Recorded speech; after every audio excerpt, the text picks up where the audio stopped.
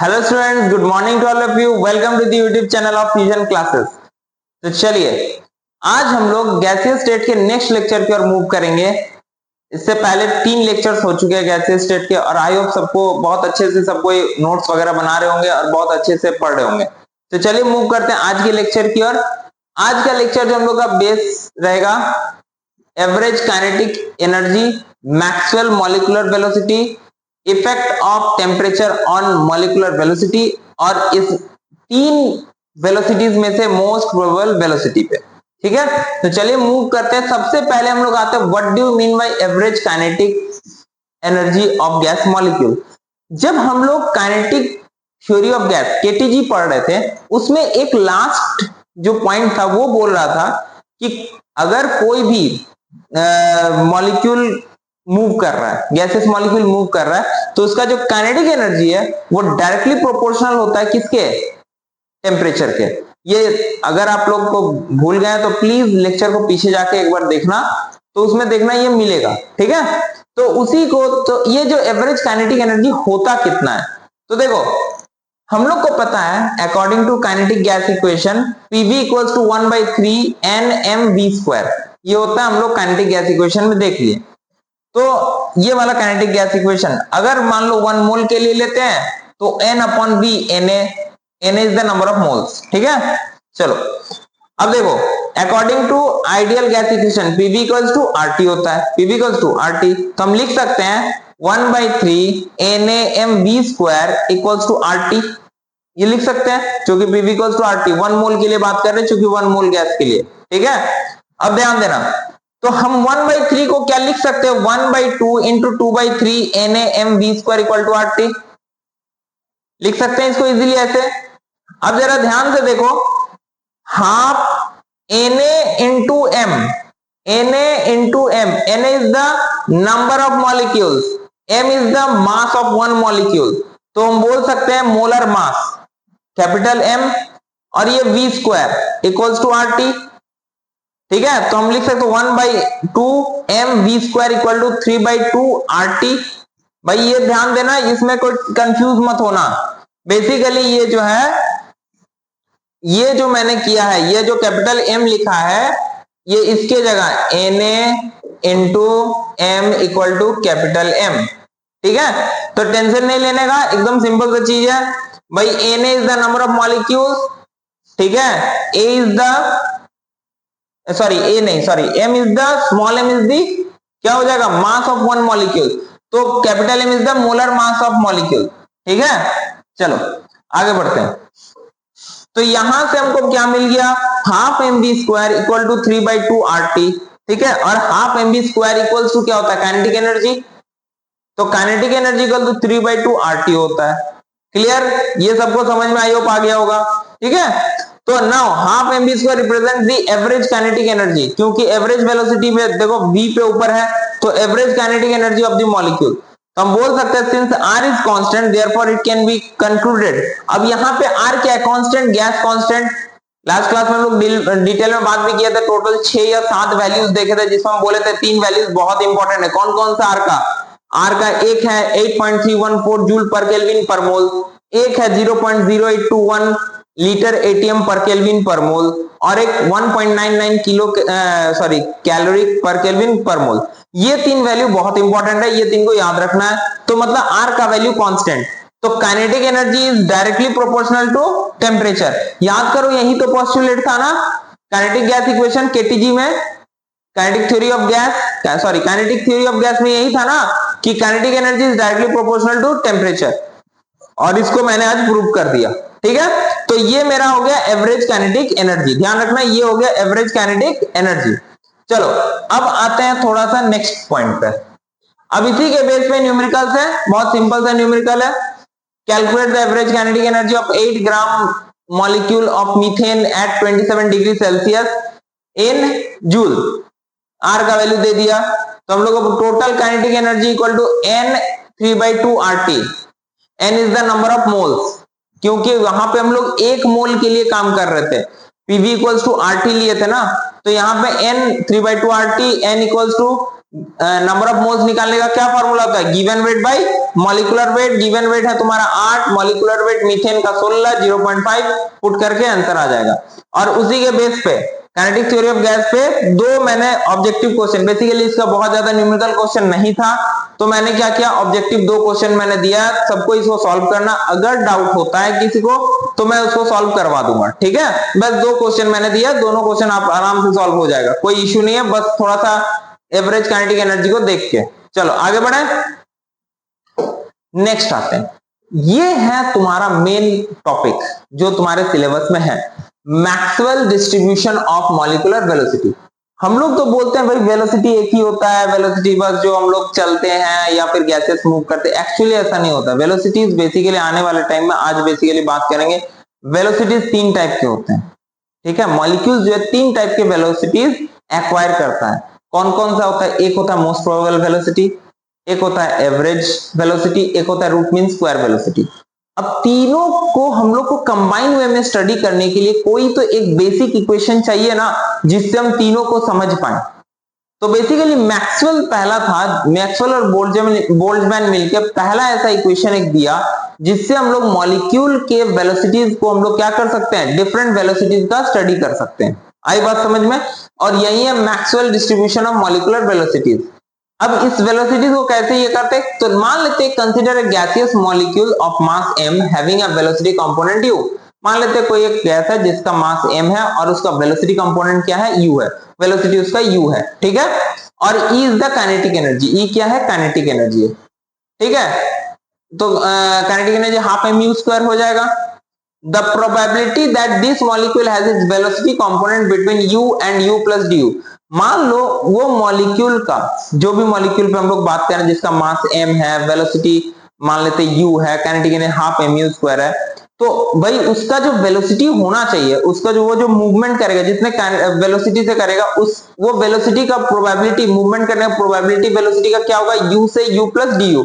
अब जरूरी तो नहीं हमेशा u से करेगा, थोड़ा बहुत आगे पीछे हो सकता है, तो हम लोग कहां से कहां तक रेंज लिए, u and u plus du is given by pu। pu is the probability, pu is the probability, कितने वेलोसिटीज, u कंपोनेंट का वेलोसिटी, वेलोसिटी कंपोनेंट u रहेगा, ठीक है। According to Boltzmann the probability is directly proportional to e to the power minus e upon kt, thus the equation become। तो according to Boltzmann जो probability है वो क्या है, वो डायरेक्टली प्रोपोर्शनल है e to the power minus e upon kt। e मतलब ये एक्सपोनेंशियल, e मतलब ये एक्सपोनेंशियल, e ये जो कैपिटल E क्या है, kinetic energy, k is the Boltzmann constant और t इज द टेम्परेचर। तो हम लोग सीधा सीधी E के जगह क्या रख दिए, हाफ mu², तो E to the power minus mu² upon 2kt। अब ध्यान देना, अगर मान लो हम प्रोपोर्शनलिटी को हटाते हैं तो हमको कुछ तो उसका एक कांस्टेंट यूज करना पड़ेगा। तो मान लो चूंकि मेरा रेंज है कहां से, u and u plus du, तो हम मान लेते हैं pu du equals to a is the constant, e to the power minus mu² upon 2kt into du, ठीक है।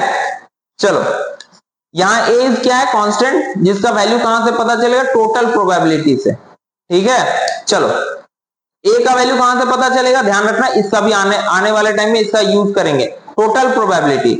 अच्छा टोटल प्रोबेबिलिटी हमेशा क्या होगा, वो तो 1 ही होता है, हम लोग को पता है, मैथ्स में भी पढ़े होंगे, ओवरऑल प्रोबेबिलिटी तो 1 ही होता है ना। चलो अब मान लेते हैं कि भाई जो तुम्हारा प्रोबेबिलिटी है, ठीक है, कौन सा, ये वाला, कि कोई मॉलिक्यूल तुम्हारा मूव कर रहा है velocity component u to u and u plus du, ठीक है। तो मैक्सिमम रेंज क्या हो सकता है उस मूवमेंट का, तो माइनस इंफिनिटी से प्लस इंफिनिटी, मतलब वो जो मॉलिक्यूल है वो मूव कर सकता है, गैसेस मॉलिक्यूल मूव कर सकता है कहां से कहां तक, u तुम्हारा वेलोसिटी कंपोनेंट है, पर वो मूवमेंट कहां से कहां तक कर सकता है, तो दैट इज प्लस इंफिनिटी से माइनस इंफिनिटी। समझ में आ रही हो क्यों ऐसा किए सर, ऐसा क्यों किए प्लस, क्योंकि हम मान रहे हैं प्रोबेबिलिटी, ये क्या है, ये प्रोबेबिलिटी है, और प्रोबेबिलिटी जैसे मान लो तुम एक टॉस किए, हेड टेल आने का प्रोबेबिलिटी, तो बेसिकली हम बोलते 50% है ना, पर या तो हेड या तो टेल दोनों आने का प्रोबेबिलिटी क्या है, दोनों में कोई भी आने का तो 100% है। समझ में आ रही बात। उसी तरह मॉलिक्यूल का जो प्रोबेबिलिटी होगा u कंपोनेंट के वेलोसिटीज की और from minus infinity two plus infinity, minus infinity से प्लस इंफिनिटी। तो हम सीधा सीधी क्या किए, पी यू डी यू का वैल्यू यहाँ पे रख दिए, ठीक है। और टोटल, चूंकि ये रेंज के अंदर है, टोटल प्रोबेबिलिटी हमेशा कितना के बराबर होगा, 1 के बराबर। अब जब इसको हम फ्रॉम कैलकुलस इसको हम सॉल्व करेंगे तो ये जो वैल्यू है ये वाला, ठीक है, इसका वैल्यू आएगा 2 पाई के T by m square root का, ठीक है, ये वैल्यू आएगा। ध्यान रखना इसको हम सॉल्व नहीं कर रहे हैं, मैथ्स अगर होगा तो मैथ्स वाले सॉल्व इजीली कर सकते हैं, केमिस्ट्री वाले को सॉल्व करने की जरूरत नहीं है, ठीक है। तो ये हो गया माइनस इंफिनिटी से plus infinity e to the power minus m u square upon 2 के T into d u equal to इसका वैल्यू इतना आएगा। अब हम क्या करेंगे, हम क्या करेंगे, सीधा सीधी इस वाले वैल्यू में इसको पुट कर देंगे और वहां से ए का वैल्यू निकाल सकते हैं, कुछ ऐसे इक्वेशन 2 3 को। तो ए, ये हम लोग इसका वैल्यू पुट कर दिए इक्वल्स टू 1, तो ए इक्वल टू क्या आ गया, एम अपॉन 2 पाई के T whole half square root. अब ध्यान से देखो, ये बेसिकली जो वैल्यू आया वो कौन से कंपोनेंट, एक सिंगल कंपोनेंट का u component, velocity along u component के अलोंग आया ये प्रोबेबिलिटी। तो ये कैसा डायमेंशन हुआ, 1 डायमेंशन। ये कैसा डायमेंशन हुआ, 1 डायमेंशन, क्योंकि मेरा सिर्फ u के कंपोनेंट के अलोंग आया। तो इसको बोलते हैं this is Maxwell distribution of molecular velocity in 1 dimension. समझ में आई, क्योंकि सिर्फ u कंपोनेंट के अलोंग क्या वेलोसिटी आया वो आया, ठीक है। अब आते हैं, तो हमको तो बेसिकली तीनों कंपोनेंट के अलोंग करना होगा ना, तो तीनों जब करेंगे ना तो बेसिकली प्रोबेबिलिटी क्या हो जाएगा, मल्टीप्लिकेटिव हो जाएगा। कैसा हो जाता है, प्रोबेबिलिटी मल्टीप्लिकेटिव नेचर होता है। तो मान लो मेरे पास 3 कंपोनेंट है, u है, v w, ठीक है, तो उसके कॉरेस्पॉन्डिंग जो तुम्हारा प्रोबेबिलिटी होगा P U P V P W, ठीक है, तीनों कैसा होगा, मल्टीप्लिकेटिव। अब क्या है कि भाई तीनों का जैसे इसका हो रहा था वैसे ही सेम इसका भी, ठीक है। अब ध्यान देना, वैल्यू तो तुम्हारा यही रह जाएगा, एम कांस्टेंट है, 2 पाई के टी कांस्टेंट है, m अपॉन 2 के टी कांस्टेंट है। बस चेंज क्या होगा, जब हम लोग v वाला लेंगे तो यहाँ u स्क्वायर की जगह v स्क्वायर हो जाएगा, जब w वाला लेंगे तो w स्क्वायर हो जाएगा।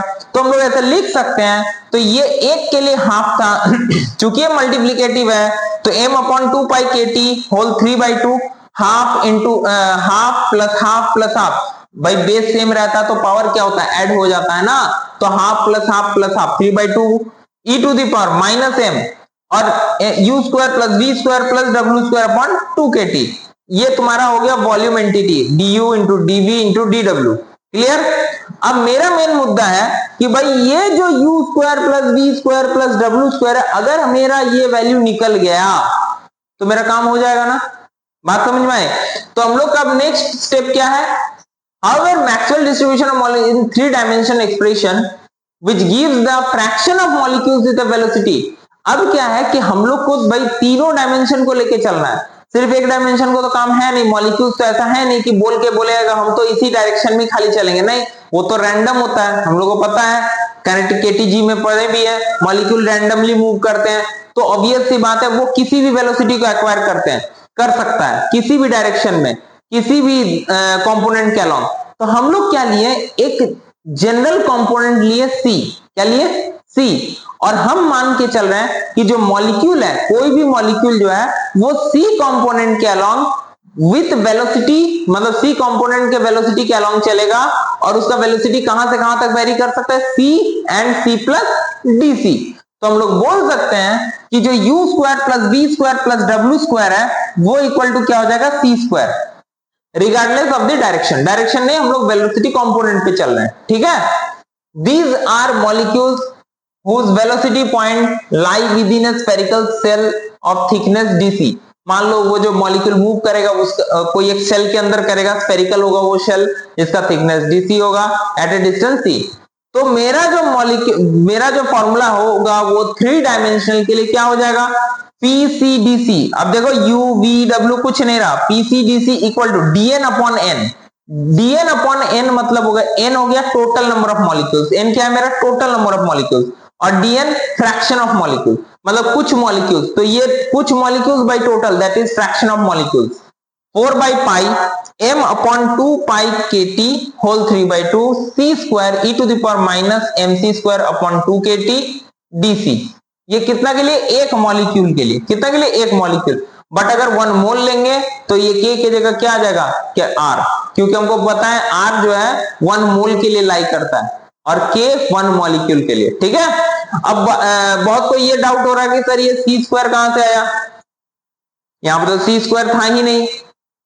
तो भाई थोड़ा सा एक चीज ध्यान देना, तुम बेसिकली लेके क्या चल रहे हो, u square plus b square plus डब्ल्यू स्क्वायर उसको इक्वल टू सी स्क्वायर लिए। ठीक है, तो तुम जब इसका ये करोगे ना, ये डीसी लिए ना, डीसी लिए ना, यहां पे क्या था du into dv into d W.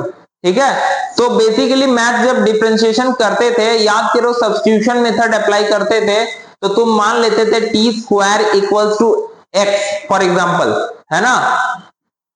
तो बेसिकली dx इक्वल टू क्या होता था, 2t dt करके करते थे ना, याद आ रहा होगा, है ना। कुछ वही सेम यहाँ पे भी केस लेके चलना है, उसी से तुम्हारा ये वैल्यू आ जाएगा। ठीक है, बट ये क्या हो गया तुम्हारा, this is Maxwell distribution of molecular velocity, ये तुम्हारा मैक्सवेल डिस्ट्रीब्यूशन होगा मॉलिक्यूलर वेलोसिटी का। ठीक है, अगर 1 मॉलिक्यूल का ये, अगर 1 मोल के लिए ये, तो अगर तुमको आता है derive Maxwell distribution of molecular velocity, equation for general expression for Maxwell distribution of molecular velocity, तो तुमको ये डेरिवेशन करना पड़ेगा बाबू। ठीक है, क्लियर, आगे बढ़ा जाए।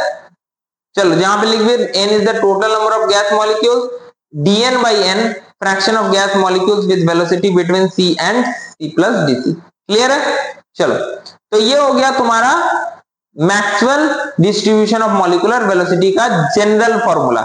इसी के थ्रू हम डिफरेंट वेलोसिटीज को डिराइव करेंगे।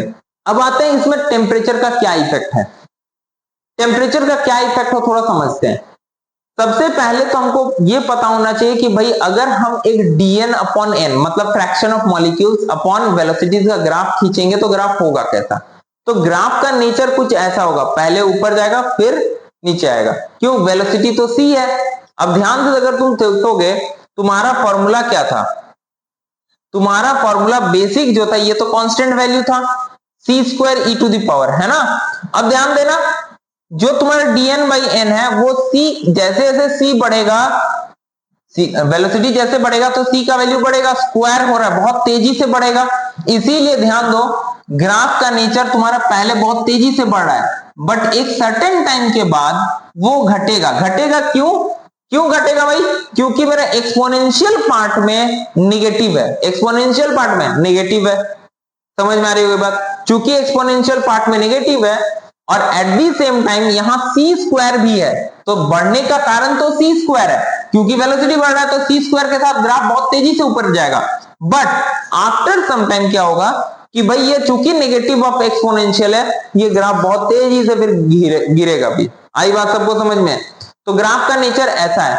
अब सर टेम्परेचर का क्या असर होगा, तो जरा यहीं से देखो टेम्परेचर कैसा, -1 अपॉन टी है, -1 अपॉन टी। अगर ये माइनस नहीं रहता, ध्यान से समझना बाबू, अगर माइनस नहीं रहता तो एक्सपोनेंशियली वो क्या होता, डिक्रीज करता, 1 अपॉन टी, है ना, डिक्रीज करता। बट चूंकि माइनस है और टेम्परेचर इनवर्स में है, तो टेम्परेचर जैसे जैसे बढ़ेगा, वेलोसिटी जैसे जैसे वेलोसिटी बढ़ेगा, बेसिकली तुम्हारा टेम्परेचर भी क्या होगा, इंक्रीज होगा। या उल्टा भी बोल सकते हैं, जैसे जैसे टेम्परेचर बढ़ेगा काइनेटिक एनर्जी बढ़ेगा, वेलोसिटी बढ़ेगा। देखो तो यहां से ग्राफ से एक चीज समझना, अगर तुम ब्लू वाला ग्राफ में थोड़ा ध्यान दोगे, मैक्सिमम मॉलिक्यूल यहां पे बैठा हुआ था।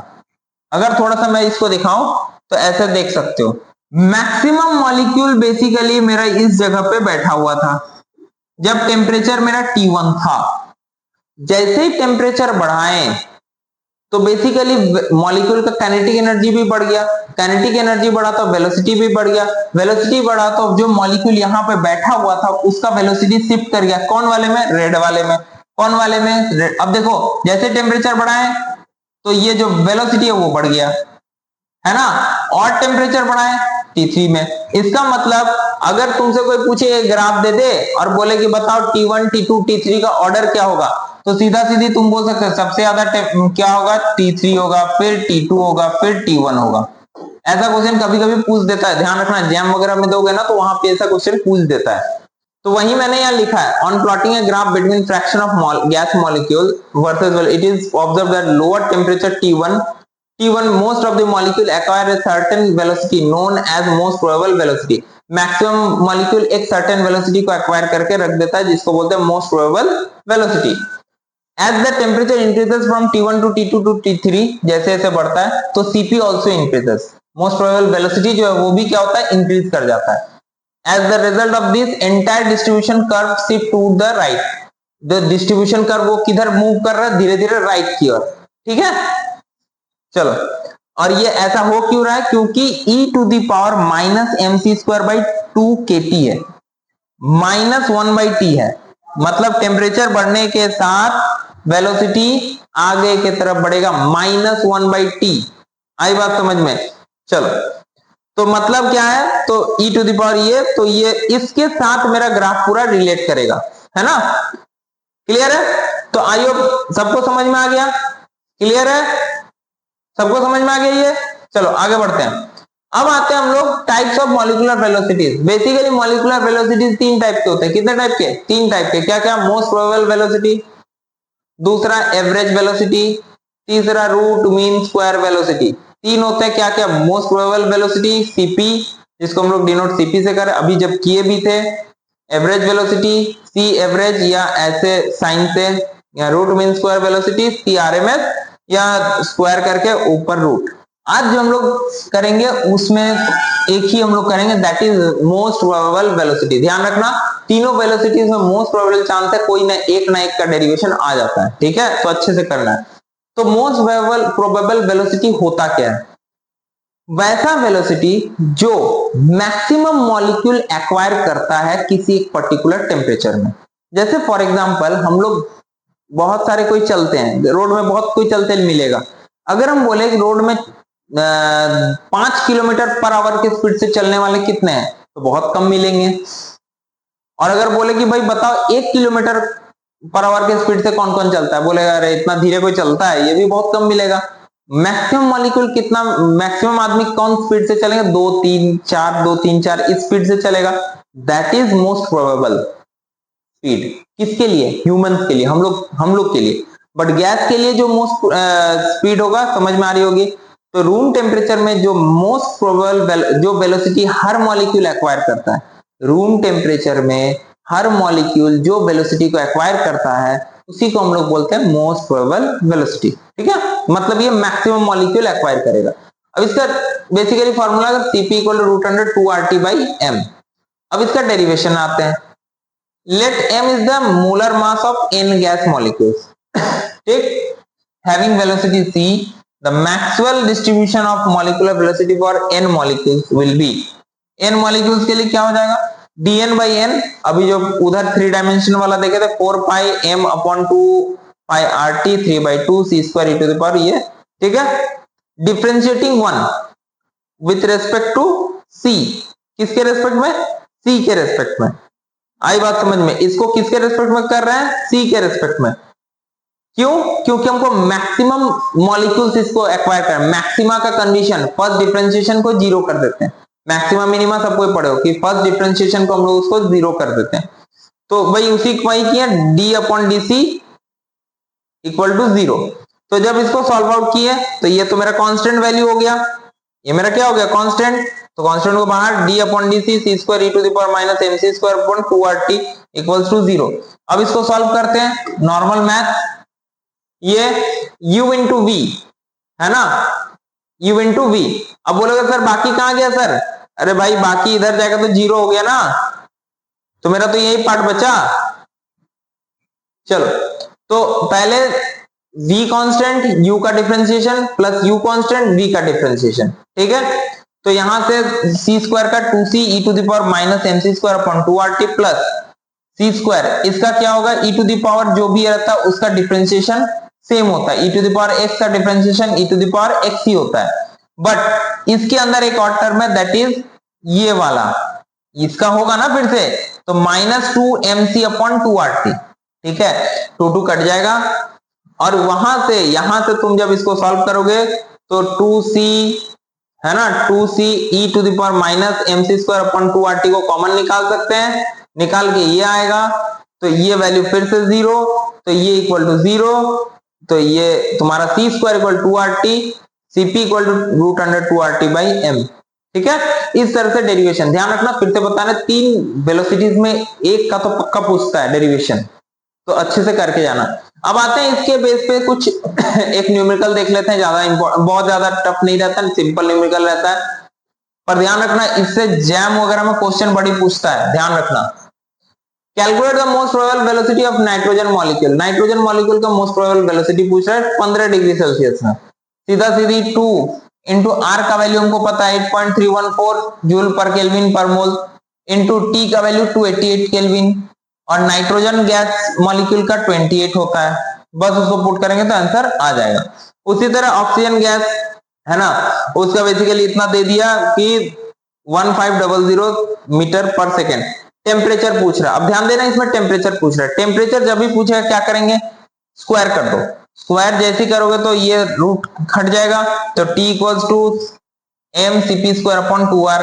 सीपी तुमको दे दिया, मोस्ट प्रोबेबल वेलोसिटी दे दिया 1500 मीटर पर सेकेंड, इजीली यहां से क्या निकल जाएगा, वैल्यू निकल जाएगा। अब भाई 2 क्वेश्चन है, 2 क्वेश्चन ये सबको तुम लोग को बनाना है, बहुत सिंपल क्वेश्चन है, बहुत ज्यादा टफ नहीं है, सिंपल क्वेश्चन मैंने दिया है, इसको एक बार बनाना है, सबको घर में प्रैक्टिस बोलो, जैसे बोलो इसको तुम इजीली कर सकते हैं। ठीक है, तो ये हो गया हम लोग का मैक्सवेल मॉलिक्यूलर डिस्ट्रीब्यूशन। ठीक है, उसका इक्वेशन हम लोग निकाल लिए। उसके बाद हम लोग उस बेस पे बोले कि 3 तरह का मॉलिक्यूलर वेलोसिटी होता है, जिसमें से एक का मोस्ट प्रोबेबल वेलोसिटी का हम लोग पूरा डेरिवेशन कर लिए।